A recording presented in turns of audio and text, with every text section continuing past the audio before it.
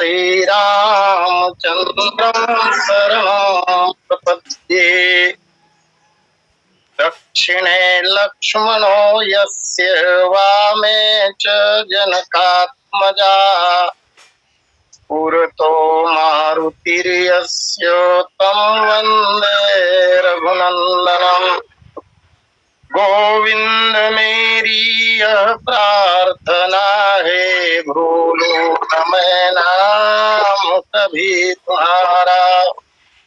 निष्काम हो के दिन रात गाऊं, गोविंद दामोदर माधवेति। देहांत काले मम सामने हो, बंसी बजाते मन को लुभाते। गाता यही मैं तननाथ त्यागूं, गोविंद दामोदर माधवेति। याज्ञवल्क्य भरद्वाज मुनि उमा समेत महेश। मंदो तुलसीदास पुनि कागभूषण खगेश। सिया मांडवी उर्मिला, श्रुति कीरति बरबाम। चार कुंवर चारो कुंवरी, तुलसी करत प्रणाम। प्रभु अवतार कथा पुनि गाई, सब सुचरित कहसी मन लाई। एक बार भूपति मन माही, दलानी मोरे टूट नाही। गाए जान निरंतर श्री राम जानकी का यश। राम नाम मंत्र नित्य वाणी को जपाए जा। पाए जा पदार्थ चार संतों के संगत में। उन्हीं का संदेश सुख सबको सुनाएगा। आए जा सीत को राजेश गुरु चरण मध्य भोज के कुसंग में। न खुद को मिलाएगा, लाए जा पवित्र भाव।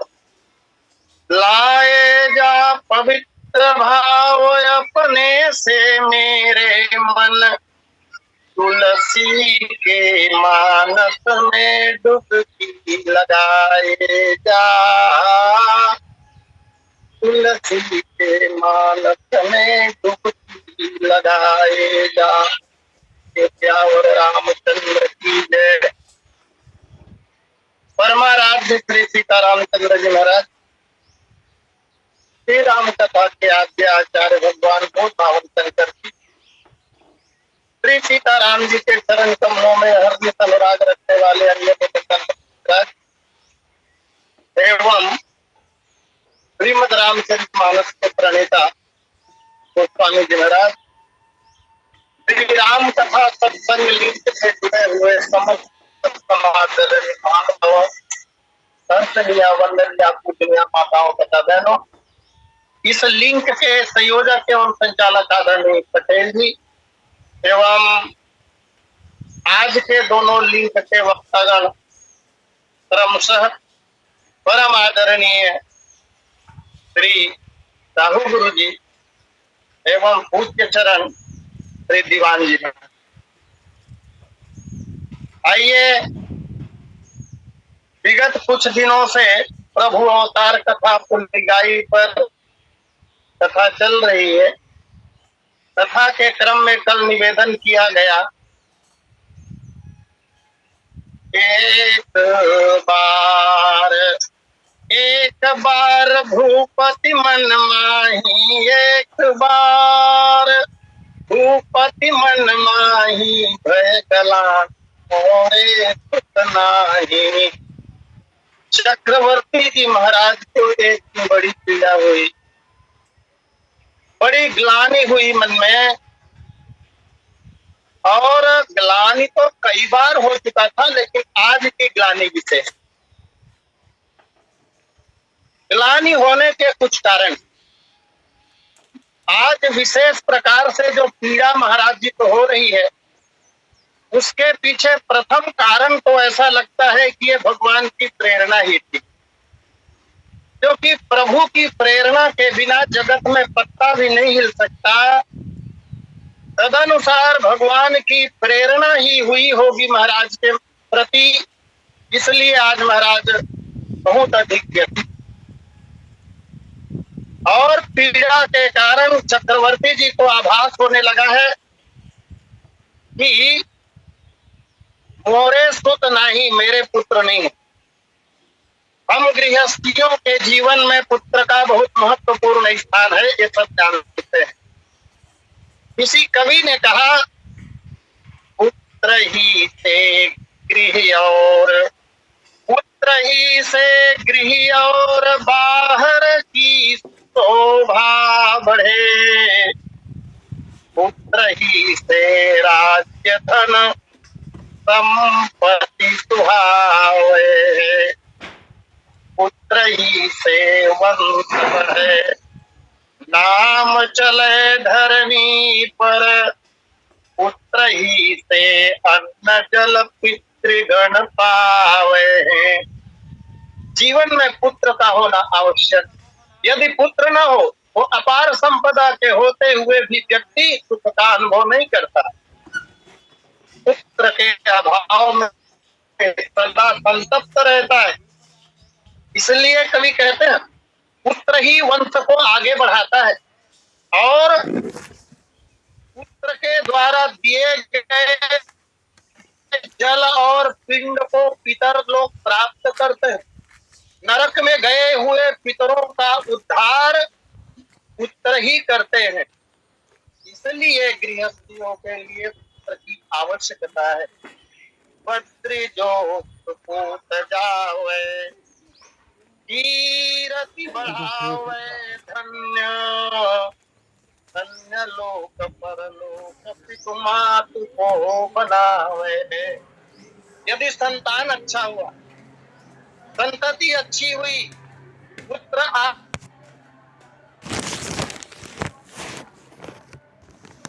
आदर्श में है और संसार में उस कुल का नाम रोशन कर देता है। बिना एक पुत्र जग जन्म है निकाम धन, काम बिन काम को न मोहि कछु भावे। इस तरह पीड़ा महाराज जी को हुई। कथा आती है, महाराज जी के सामने अभी अभी 3 घटनाएं घटी, हो सकता है और कई घटनाएं घटी हो, लेकिन अध्ययन से प्राप्त होता है, जैसा कि सब लोग जानते हैं, महाराज जी प्रतिदिन, चक्रवर्ती सम्राट महाराज दशरथ प्रतिदिन स्वर्ग जाते थे। कुछ देर बैठते थे, देवराज के साथ चर्चा होती थी, और महाराज वापस अवध लौट आते थे। अन्य दिनों की तरह उस दिन भी महाराज स्वर्ग लोक में गए। देवराज इंद्र ने बड़ा दान किया। कुछ देर महाराज श्री बैठे, चर्चा हुई। देवराज इंद्र आज बहुत प्रसन्न है महाराज के आगमन पर, बेहद अति प्रसन्न है देवराज इंद्र। और देवराज इंद्र प्रसन्नता के कारण एक पारिजात का पुष्प महाराज को भेंट करते हैं। उन दिनों में पारिजात का पुष्प केवल नंदन वन में मिलता था। देवराज इंद्र के बगीचे में ही पारिजात का पुष्प हुआ करता था। जगत में अन्य किसी स्थान में पारिजात होते नहीं थे, इसलिए दुर्लभ प्रजाति का फूल माना जाता है। देवराज इंद्र ने भेंट की, बोले मित्र चक्रवर्ती जी, ये पारिजात का पुष्प मेरी ओर से भेंट स्वीकार करें। महाराज दशरथ बहुत प्रसन्न हुए पारिजात को प्राप्त कर। तुरंत महाराज के मन में एक विचार पैदा हुआ कि इस पारिजात के पुष्प को आज मैं पट्ट महिषी कौशल्या को प्रदान करूं। कुछ देर बैठे और जब वापस महल को आए तो दैव योगवश ही कहा जाए, जो राजा दशरथ वेद के साक्षात मूर्ति हैं वो भुलक्कड़ कैसे हो सकते हैं? भुलक्कड़ तो नहीं हो सकते, वेद भुलक्कड़ नहीं होता।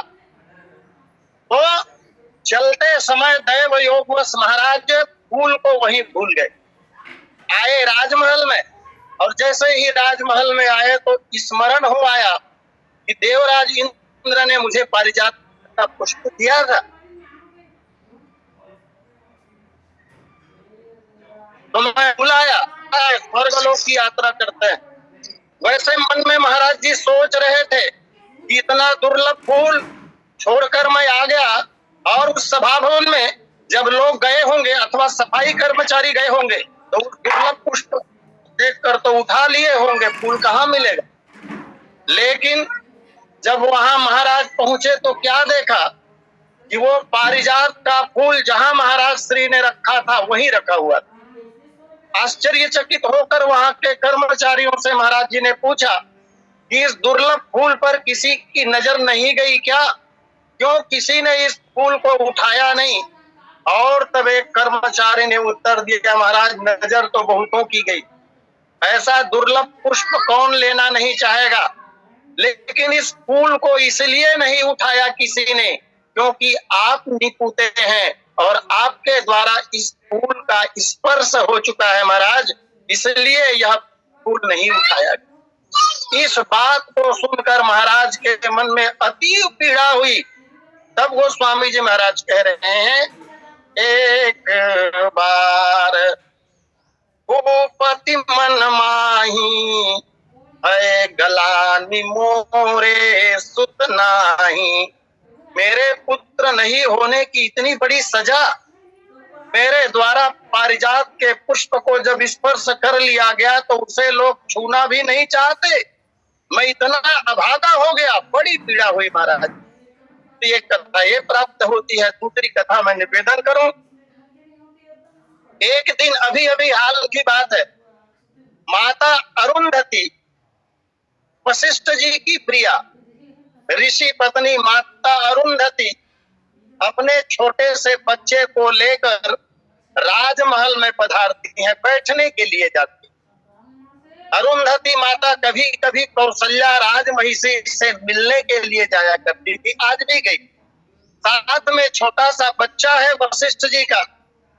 माताएं दोनों आपस में बात करती हुई बैठी हैं। थोड़ी देर के बाद वह बालक, अरुंधति माता की गोदी का बालक बहुत रोने लगा। माता ने बहुत शांत कराने का प्रयास किया लेकिन बच्चा शांत नहीं हुआ, और जब बच्चा शांत नहीं हुआ तब माता अरुंधति ने पूछा, हे बालक, शांत कराने पर भी शांत क्यों नहीं होता है? लगातार रोया जा रहा है, इसका कारण क्या है? और तब उस छोटे से बालक ने कहा, माँ, मेरे रोने का कारण यह है, मुझे आज बड़ी चिंता हो रही है। चिंता किस बात की? बच्चे ने कहा, मेरे भविष्य की चिंता मुझे सताए जा रहा है माँ, बड़ी चिंता है मुझे। अभी हमारे पिताजी राजपुरोहित हैं, पिताजी महाराज राजपुरोहित हैं, तो यजमान दशरथ जी महाराज हैं। जब हम बड़े हो जाएंगे, मैं पंडित बन जाऊंगा, हम पुरोहित बन जाएंगे, और महाराज श्री के संतान है नहीं, तो माँ हमारा यजमान कौन बनेगा? यजमान ही पुरोहितों के पालनहार होते हैं। माँ, इस चिंता के कारण मैं रो रहा हूं। और निकट ही बैठे चक्रवर्ती जी ने उस बालक की इस बात को सुना। चक्रवर्ती जी महाराज बड़े पीड़ित हुए। भय गला निमोरे सुत नहीं। एक बार भूपति मन माही, भय गलानी मोरे सूत नाई। एक तीसरी कथा और प्राप्त होती है। महाराज दशरथ अभी अभी इसी दिन आखेट खेलने गए थे। वन में एक मृग दिखाई पड़ा। महाराज मृग के पीछे दौड़े। मृग भागता जा रहा है। मार्ग में एक तालाब मिला। मृग ने पीछे मुड़कर देखा, महाराज और मेरे बीच फासला बहुत कम है और लगता है कि अब मेरे प्राण बचेंगे नहीं। तब वह मृग तालाब के अंदर घुस गया पानी में। बाहर में किनारे महाराज खड़े हैं। जल के अंदर महाराज की ओर मुंह करके वह मृग खड़ा है। और तब मृग ने महाराज से एक बात कही, बोले महाराज आप शब्द भेदी बाण चलाते हैं। हे राजन, आपके बाण कभी निष्फल हुए नहीं। मेरा निवेदन है आपसे, आप मेरे ऊपर बाण का प्रहार मत कीजिए राजन। महाराज दशरथ ने पूछा आखिर क्यों?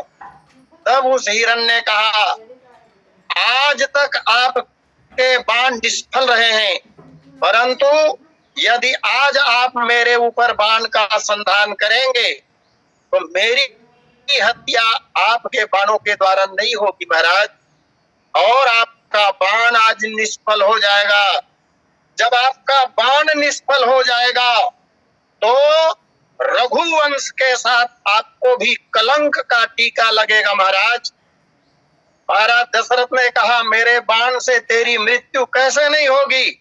और तब उस मृग ने कहा, बोले महाराज जैसे ही आपका बाण धनुष से छूटेगा, मेरी ओर मुझे लगने के पहले मैं पानी के अंदर अपने सिर को डालकर मर जाना पसंद करूंगा, लेकिन आपके हाथों से छूटे हुए बाण से मैं मरना नहीं चाहता, क्योंकि आप संतान हैं। ये बात महाराज दशरथ को लग गई।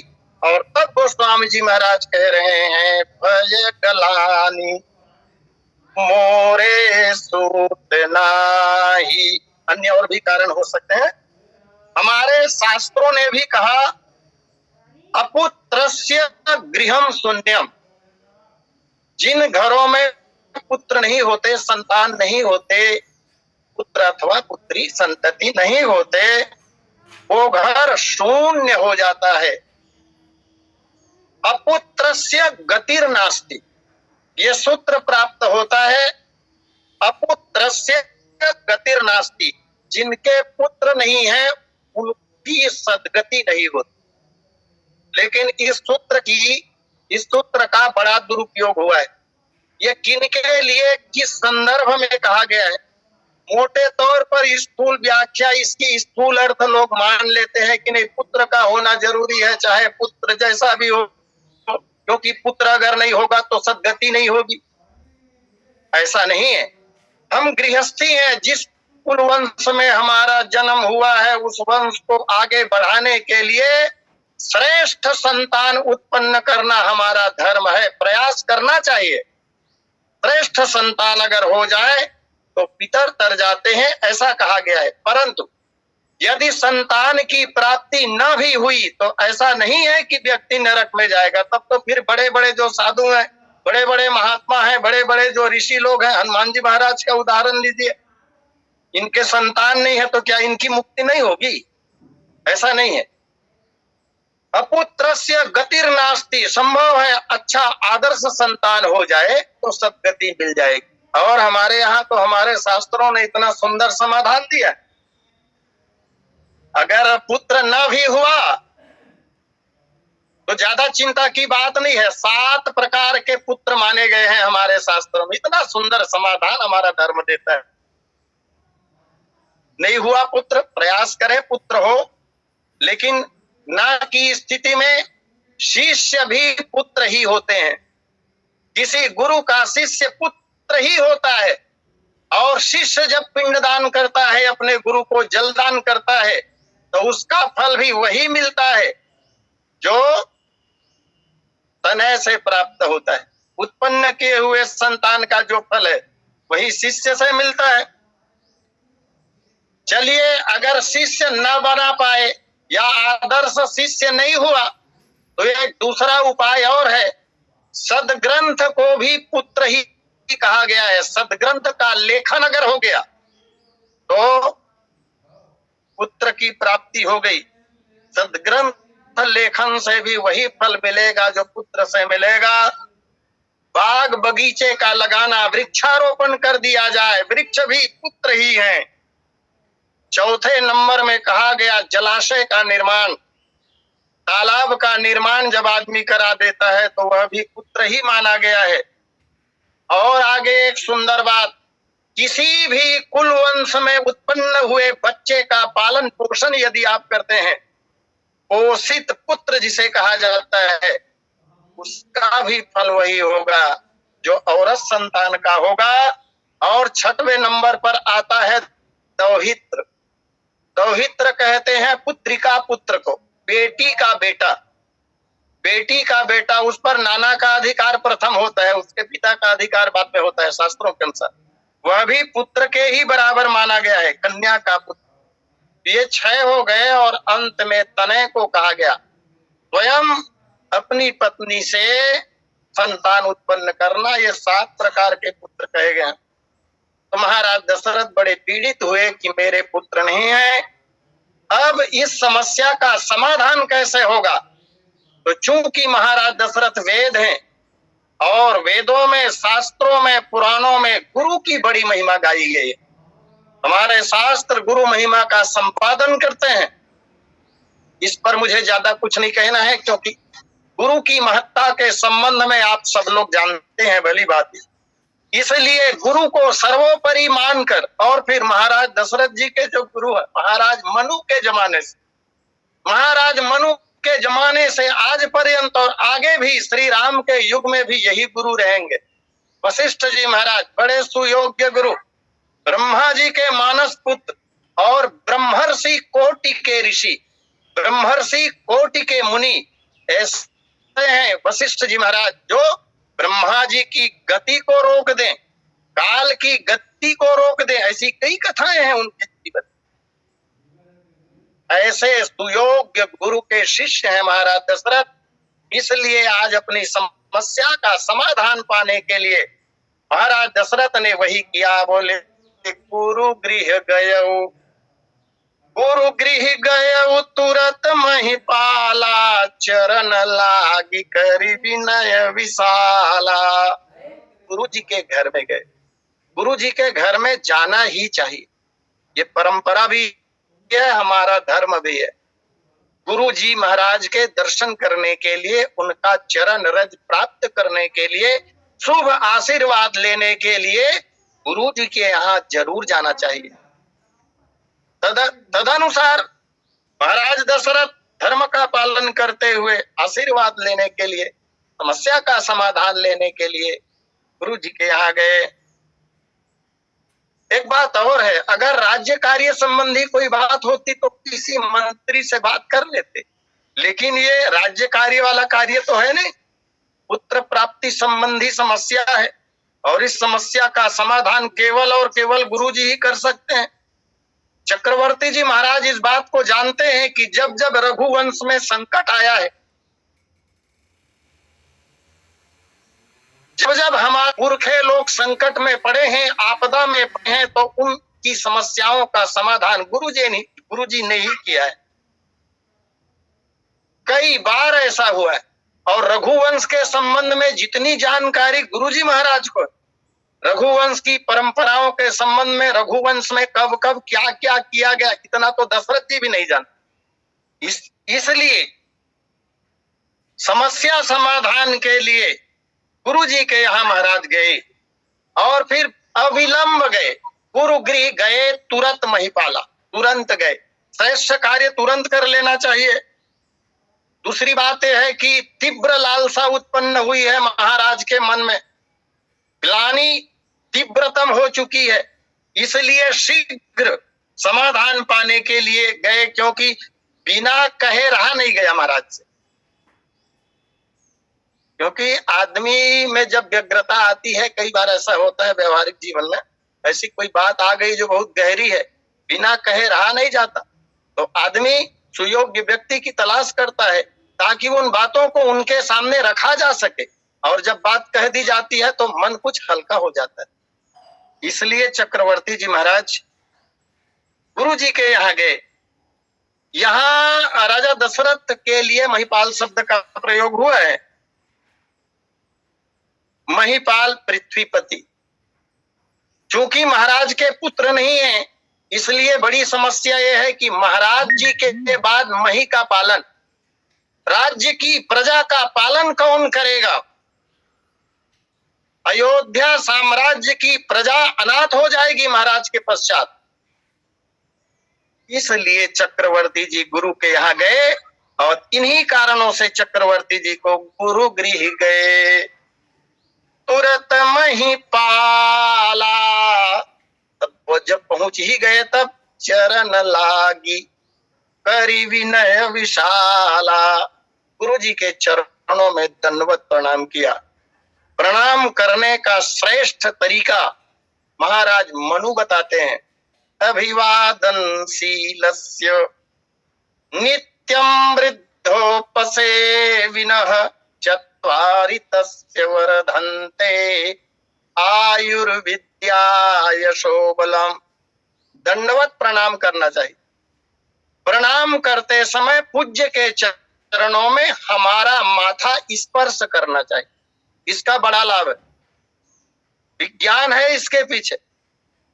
मैं निवेदन करूं, हम लोग प्रणाम करते हैं प्रणम्य को, अपने से बड़ों को, चाहे वो आयु में बड़े हों, अनुभव में बड़े हों, ज्ञान में बड़े हों, योग्यता में बड़े हों, अपने से श्रेष्ठ जनों के चरणों में ही प्रणाम किया जाता है। जब पूज्य के चरणों में हमारा माथा स्पर्श करता है दंडवत हो जाने पर, दंडवत होना विनम्रता का सूचक, मस्तक जब स्पर्श करता है तब होता यह है कि हमारे पूज्य के शरीर में नख से लेकर सिख तक जो सद्गुण हुआ करते हैं, वे सारे सद्गुण ट्रांसफर होते हैं हमारे शरीर में मस्तक के माध्यम से। कुछ लोग ऐसा कह सकते हैं, वाह मस्तक के छू जाने से गुण आ जाएगा। क्यों नहीं आ जाएगा? विदेशों में घट रही घटनाएं हम अपने रूम में बैठे हुए जब टीवी के माध्यम से देख सकते हैं, एंटीना की कृपा से। तो गुरुदेव के शरीर में, गुरुदेव के अंग प्रत्यंग में जो गुण है, वो गुण हमारे अंदर नहीं आ सकते। आने का असली में जो मार्ग है, एरियल है, वही हमारा नहीं है। हमारे शास्त्रों ने बहुत सुंदर बात कही, ये चोटी जो होती है, शिखा, शिखा जिसे कहते हैं, वही मैंने सुना है बड़े विद्वानों से, वही एरियल है। बस अब वही कट गया है तो कहां से आए? गुरु गृह गए तुरत महिपाला, शरण लागी करि विनय विशाला। गुरुदेव के चरणों में दंडवत प्रणाम किया महाराज जी ने। अच्छा, दंडवत प्रणाम करना, ये प्रणाम करने की श्रेष्ठ विधि, चरणों में विनत भाव से झुकना, गुरु को प्रणाम करने की विधि यही है। गोस्वामी जी महाराज ने भी तो कहा है, शीस नवहि सूर गुरु द्विज देखी, प्रीति सहित करि विनय विसेखी। और प्रणाम करने के बाद विनम्रता पूर्वक तब अपनी बात अनुशासन मिलने पर, आज्ञा मिलने पर कहनी चाहिए। महाराज दशरथ भी निवेदन कर रहे हैं गुरु जी से कि गुरुदेव, भानुवंश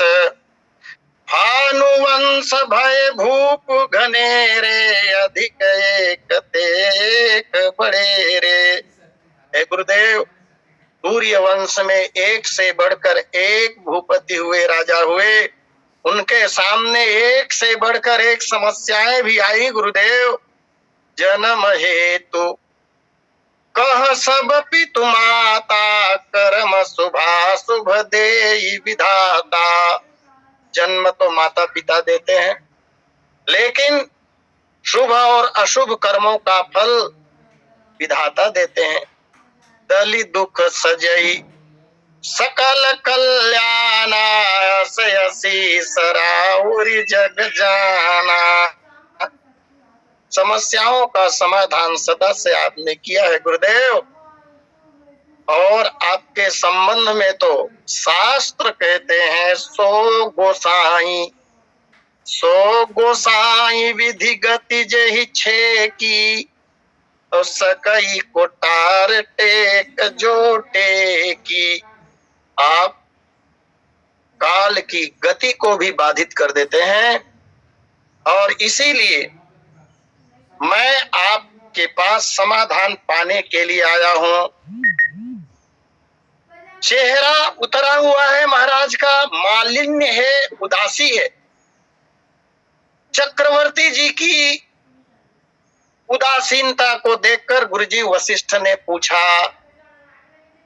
लखी उदास नृपयाज तुम्हें।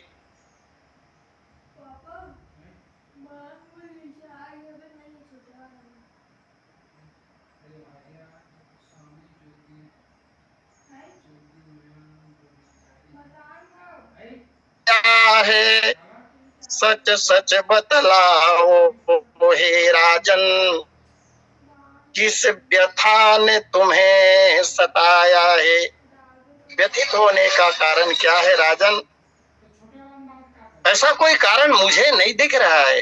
बलवान भी हो, धनवान भी हो, और भाग्य बुलंद तुम्हारा है। किस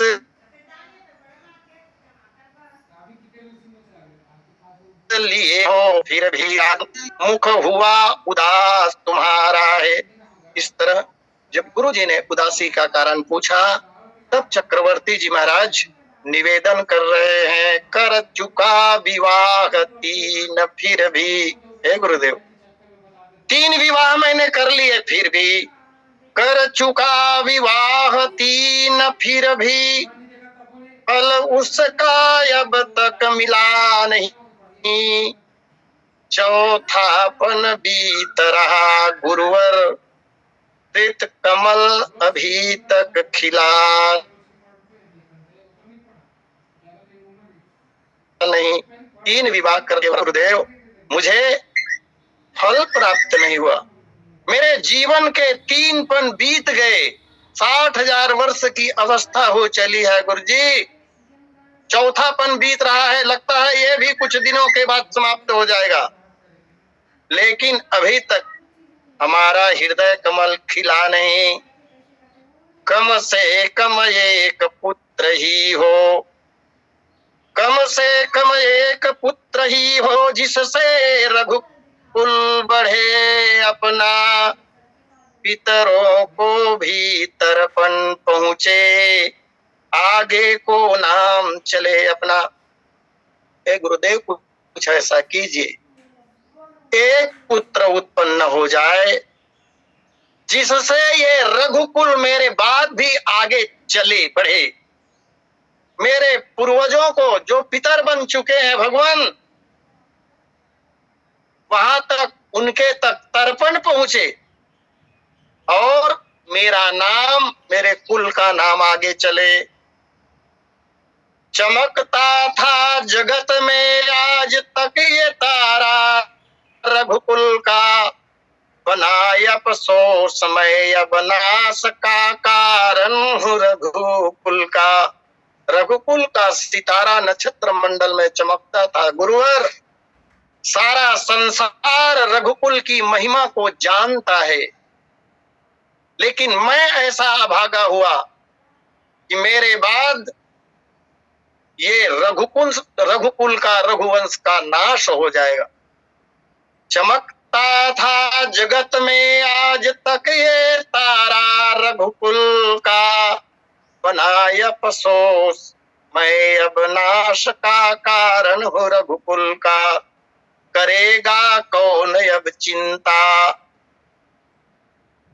जब मेरा देहावसान हो जाएगा भगवान, जब मैं देह त्याग कर दूंगा तो मेरी लाश कौन उठाएगा। करेगा कौन अब चिंता, लाश मेरी उठाने की, कदाचित किसी भी तरह मेरी लाश अगर स्मशान भूमि में पहुंच भी गई, चिता सज गई, तब हे देव उस चिता में अग्नि संस्कार कौन करेगा? करेगा कौन अब चिंता लाश मेरी उठाने की, चिता भी राख देखेगी उसमें अग्नि लगाने की।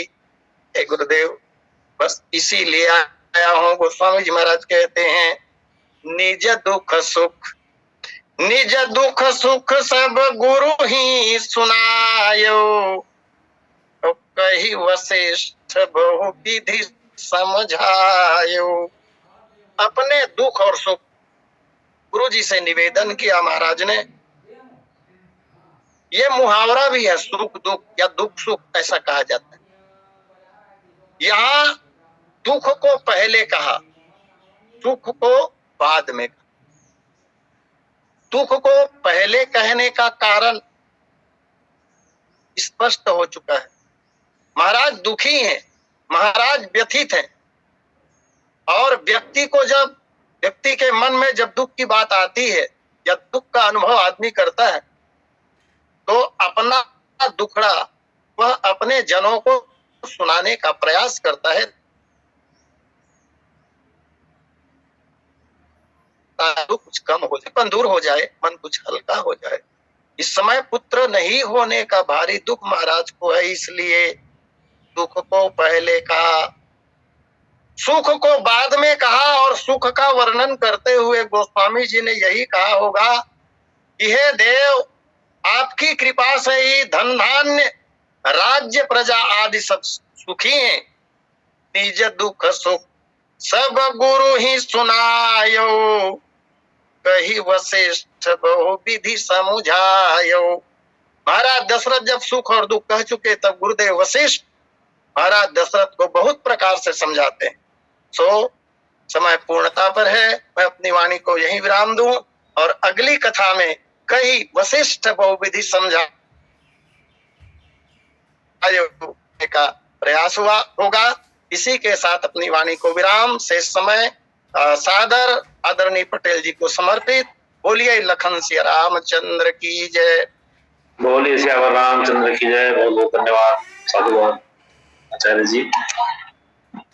वस्तुतः बात तो यह है कि आपके कहने के बाद कुछ कहने का शेष रहता ही नहीं, ये एकदम सत्य बात है। फिर भी क्योंकि एक मंची मर्यादा है, एक बार भूपति मन माही, एक बार शब्द श्री रामचरितमानस में 36 बार आया है, तो प्रत्येक बार कोई न कोई घटनाक्रम का परिवर्तन गोस्वामी जी के द्वारा किया गया। यहाँ भूपति शब्द लिखा है। महाराज से विचार करते हैं कि मैं इस भूमंडल का राजा हूँ और